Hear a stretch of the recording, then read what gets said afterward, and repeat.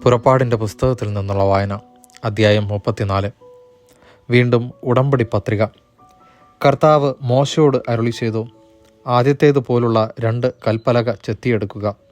നീ ഉടച്ചു കളഞ്ഞ പലകകളിലുണ്ടായിരുന്ന വാക്കുകൾ തന്നെ ഞാൻ അതിലെഴുതാം.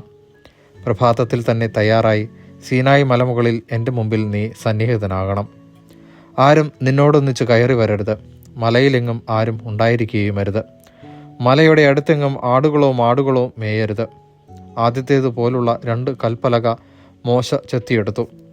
കർത്താവ് കൽപ്പിച്ചതനുസരിച്ച് അവൻ അതിരാവിലെ എഴുന്നേറ്റ് കൽപ്പലകകൾ കയ്യിലെടുത്ത് സീനായി മലയിലേക്ക് കയറിപ്പോയി.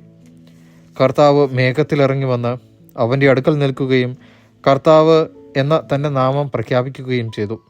അവിടുന്ന് ഇപ്രകാരം ഉദ്ഘോഷിച്ചുകൊണ്ട് അവൻ്റെ മുമ്പിലൂടെ കടന്നുപോയി. കർത്താവ് കാരുണ്യവാനും കൃപാനിധിയുമായ ദൈവം, കോപിക്കുന്നതിൽ വിമുഖൻ, സ്നേഹത്തിലും വിശ്വസ്തതയിലും അത്യാദരൻ, തെറ്റുകളും കുറ്റങ്ങളും പാപങ്ങളും ക്ഷമിച്ചുകൊണ്ട് ആയിരങ്ങളോട് കരുണ കാണിക്കുന്നവൻ, എന്നാൽ കുറ്റവാളിയുടെ നേരെ കണ്ണടയ്ക്കാതെ പിതാക്കന്മാരുടെ കുറ്റങ്ങൾക്ക് മക്കളെയും മക്കളുടെ മക്കളെയും 3ഉം 4ഉം തലമുറയോളം ശിക്ഷിക്കുന്നവൻ. മോശ ഉടനെ നിലം പറ്റെ കുമ്പിട്ട് ആരാധിച്ചു. അവൻ പറഞ്ഞു, അങ്ങ് എന്നിൽ സംപ്രീതനെങ്കിൽ കർത്താവേ, അങ്ങയോട് ഞാൻ അപേക്ഷിക്കുന്നു, ഞങ്ങൾ ദുസാഠ്യക്കാരെങ്കിലും അങ്ങ് ഞങ്ങളുടെ കൂടെ വരണമേ. ഞങ്ങളുടെ കുറ്റങ്ങളും പാപങ്ങളും ക്ഷമിക്കുകയും ഞങ്ങളെ അങ്ങയുടെ സ്വന്തമായി സ്വീകരിക്കുകയും ചെയ്യണമേ. അവിടുന്ന് അരുളി ചെയ്തു, ഇതാ ഞാൻ ഒരു ഉടമ്പടി ചെയ്യുന്നു. ലോകത്തിൽ ഒരിടത്തും ഒരു ജനതയുടെ ഇടയിലും നടന്നിട്ടില്ലാത്ത തരം അത്ഭുതങ്ങൾ നിന്റെ ജനത്തിൻ്റെ മുമ്പിൽ ഞാൻ പ്രവർത്തിക്കും. നിന്റെ ചുറ്റുമുള്ള ജനതകൾ കർത്താവിൻ്റെ പ്രവൃത്തി കാണും. നിനക്ക് വേണ്ടി ഞാൻ ചെയ്യാൻ പോകുന്നത് ഭയാനകമായ ഒരു കാര്യമാണ്. ഇന്ന് ഞാൻ നിന്നോട് കൽപ്പിക്കുന്നത് നീ അനുസരിക്കണം. നിന്റെ മുമ്പിൽ നിന്ന് അമോര്യരെയും കാനാന്യരെയും ഹിത്യരെയും പെരീസ്യരെയും ഹിവരെയും ജബൂസ്യരെയും ഞാൻ ഓടിക്കും. നിങ്ങൾ പ്രവേശിക്കുന്ന ദേശത്തെ നിവാസികളുമായി ഒരു ഉടമ്പടിയിൽ ഏർപ്പെടുകയുമരുത്. ഏർപ്പെട്ടാൽ അത് നിങ്ങൾക്കൊരു കെണിയായിത്തീരും. നിങ്ങൾ അവരുടെ ബലിപീഠങ്ങളും വിശുദ്ധ സ്തംഭങ്ങളും തകർക്കുകയും അശോരേതാവായ ദേവതയുടെ പ്രതിഷ്ഠകൾ നശിപ്പിക്കുകയും ചെയ്യണം. മറ്റൊരു ദൈവത്തെയും ആരാധിക്കരുത്. എന്തെന്നാൽ അസഹിഷ്ണു എന്നു പേരുള്ള കർത്താവ് അസഹിഷ്ണുവായ ദൈവം തന്നെ. ആ ദേശത്തെ നിവാസികളുമായി നിങ്ങൾ ഉടമ്പടി ചെയ്യരുത്.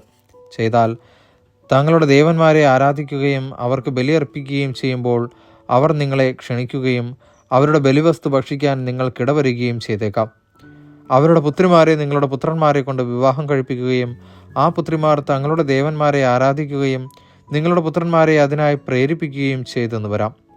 നിങ്ങൾക്കായി ദേവന്മാരെ വാർത്തുണ്ടാക്കരുത്. പുളിപ്പില്ലാത്ത അപ്പത്തിൻ്റെ തിരുനാൾ നിങ്ങൾ ആചരിക്കണം. ഞാൻ കൽപ്പിച്ചിട്ടുള്ളതുപോലെ അബീബ് മാസത്തിൽ 7 നിശ്ചിത ദിവസങ്ങളിൽ നിങ്ങൾ പുളിപ്പില്ലാത്ത അപ്പം ഭക്ഷിക്കണം. കാരണം അബീബ് മാസത്തിലാണ് നിങ്ങൾ ഈജിപ്തിൽ നിന്ന് പുറപ്പെട്ടത്. ആദിജാതരെല്ലാം എനിക്കുള്ളതാണ്. ആടുമാടുകളുടെ കടിഞ്ഞൂലുകളും എൻ്റേതാണ്. കഴുതയുടെ കടിഞ്ഞൂലിനെ ഒരാട്ടിൻകുട്ടിയെ നൽകി വീണ്ടെടുക്കാം. വീണ്ടെടുക്കുന്നില്ലെങ്കിൽ അതിനെ കഴുത്ത് ഞെരിച്ചു കൊല്ലണം. നിങ്ങളുടെ പുത്രന്മാരിൽ എല്ലാ ആദിജാതന്മാരെയും വീണ്ടെടുക്കണം. വെറും കൈയോടെ ആരും എൻ്റെ മുമ്പിൽ വന്നുകൂടാ. 6 ദിവസം നിങ്ങൾ ജോലി ചെയ്യുക. 7-ാം ദിവസം വിശ്രമിക്കണം. ഉഴവ് കാലത്തോ കൊയ്ത്തുകാലത്തോ ആയാലും വിശ്രമിക്കണം. ഗോതമ്പ് വിളയുടെ ആദ്യഫലങ്ങൾ കൊണ്ട് നിങ്ങൾ വാരോത്സവം ആഘോഷിക്കണം. വർഷാവസാനം സംഭരണ തിരുനാളും. വർഷത്തിൽ 3 തവണ നിങ്ങളുടെ പുരുഷന്മാരെല്ലാവരും ഇസ്രായേലിൻ്റെ ദൈവമായ കർത്താവിൻ്റെ മുമ്പിൽ ഹാജരാകണം. ഞാൻ നിങ്ങളുടെ മുമ്പിൽ നിന്ന് ജനതകളെ നിഷ്കാസനം ചെയ്യും. നിങ്ങളുടെ അതിർത്തികൾ ഞാൻ വിപുലമാക്കും. വർഷത്തിൽ 3 പ്രാവശ്യം നിങ്ങളുടെ ദൈവമായ കർത്താവിൻ്റെ മുമ്പിൽ ഹാജരാകാൻ വേണ്ടി നിങ്ങൾ പോകുമ്പോൾ ആരും നിങ്ങളുടെ ഭൂമി കൈയടക്കാൻ ശ്രമിക്കുകയില്ല. പുളിപ്പുള്ള അപ്പത്തോടൊപ്പം എനിക്ക് രക്തബലി അർപ്പിക്കരുത്. പെസഹ തിരുനാളിലെ ബലിവസ്തു പ്രഭാതം വരെ അവശേഷിക്കുകയുമരുത്. ഭൂമിയുടെ ആദ്യഫലങ്ങളിൽ ഏറ്റവും മികച്ചത് നിങ്ങളുടെ ദൈവമായ കർത്താവിൻ്റെ ആലയത്തിൽ കൊണ്ടുവരണം. ആട്ടിൻകുട്ടിയെ അതിൻ്റെ തള്ളയുടെ പാലിൽ വേവിക്കരുത്. കർത്താവ് മോശയോട് അരുളി ചെയ്തു, ഈ വചനങ്ങൾ രേഖപ്പെടുത്തുക. നിന്നോടും ഇസ്രായേൽ ജനത്തോടും ഞാൻ ചെയ്ത ഉടമ്പടിയുടെ വ്യവസ്ഥകളാണിവ. മോശ 40 പകലും 40 രാവും കർത്താവിനോടു കൂടെ ചെലവഴിച്ചു. അവൻ ഭക്ഷിക്കുകയോ പാനം ചെയ്യുകയോ ചെയ്തില്ല. ഉടമ്പടിയുടെ വചനങ്ങളായ 10 പ്രമാണങ്ങൾ അവൻ പലകകളിൽ എഴുതി. 2 സാക്ഷ്യഫലകങ്ങളും വഹിച്ചുകൊണ്ട് മോശ സീനായി മലയിൽ നിന്ന് താഴേക്ക് വന്നു. ദൈവവുമായി സംസാരിച്ചതിനാൽ തൻ്റെ മുഖം തേജോമയമായി എന്ന കാര്യം അവൻ അറിഞ്ഞില്ല. അഹ്റോനും ഇസ്രായേൽ ജനവും മോശയുടെ മുഖം പ്രശോഭിക്കുന്നത് കണ്ടു. അവനെ സമീപിക്കാൻ അവർ ഭയപ്പെട്ടു. മോശ അവരെ വിളിച്ചു. അഹ്റോനും സമൂഹ നേതാക്കന്മാരും അടുത്തു ചെന്നു. മോശ അവരോട് സംസാരിച്ചു. അനന്തരം ജനം അടുത്തു ചെന്നു.